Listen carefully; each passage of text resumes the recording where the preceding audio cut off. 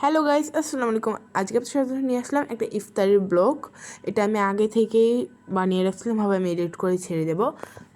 আজকে আমরা সবার পাশে ইফতারি দেবো, এই কারণে সব কিছু সিদ্ধ করে নিচ্ছি। বুট, এটা হচ্ছে পেঁয়াজুর ডাল, আর এখানে ডিম আলু সিদ্ধ করে নিচ্ছি আলুর চপ বানানোর জন্য।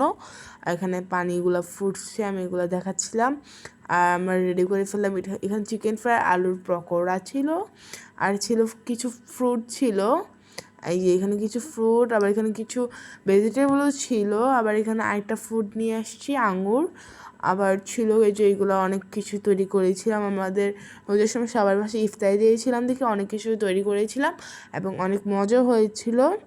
আর এই যে এগুলো অনেক কিছু ছিল, আলুর চপ, ডিমের চপ, চিকেন ফ্রাই, বেগুনি, পেঁয়াজু, অনেক কিছু ছিল।